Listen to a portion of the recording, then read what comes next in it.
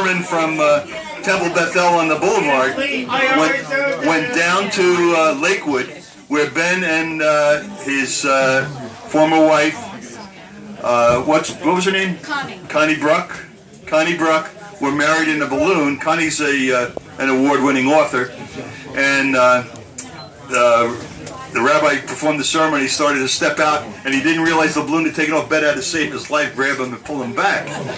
Also in Lakewood, Ben became good friends with Nick Piantanita, and they did ballooning together, etc., etc.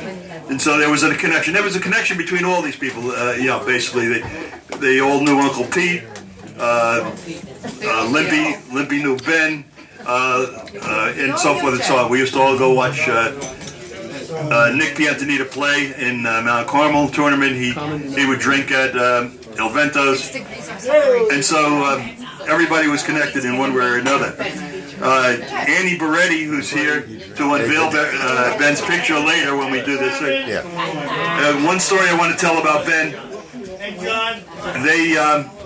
They went to New York one night, and they partied hard all night, and they partied so hard they didn't have money left to take a toll road back, so they had to come down Route 34 and Route 9, etc., etc. And they were coming in. They were coming into Freehold, New Jersey, where there's all those old wooden mansions, and they're going through Freehold, and they saw cars parked out in front of this big mansion. They said party, and they ran in to join the crash the party. And they were still high from New York, and they go running into the party, and they go dashing into the room, and they realize they're in a funeral parlor, and it's a big Italian funeral going on, and not to be stopped, they walk right up to the casket, and they read the name, and then he goes, "Joe, Joe," and she starts crying.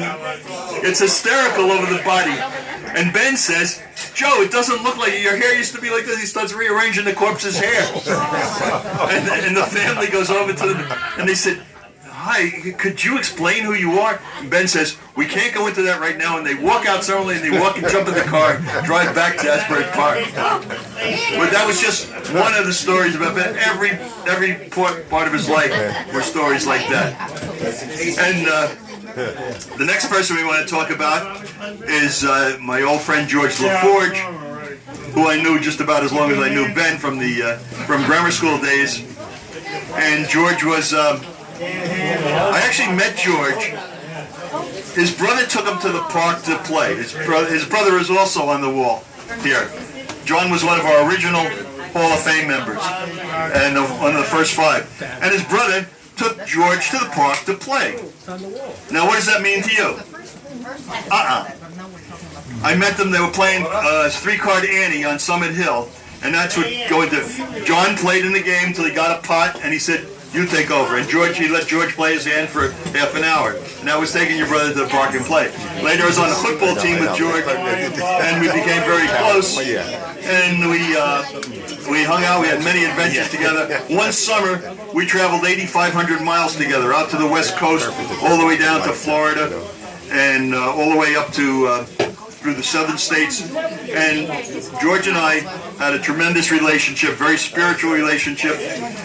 And we appreciated each other's characteristics. George could get along with anybody, and there were times when he would just sit down and hold the court, and people would sit around him and listen.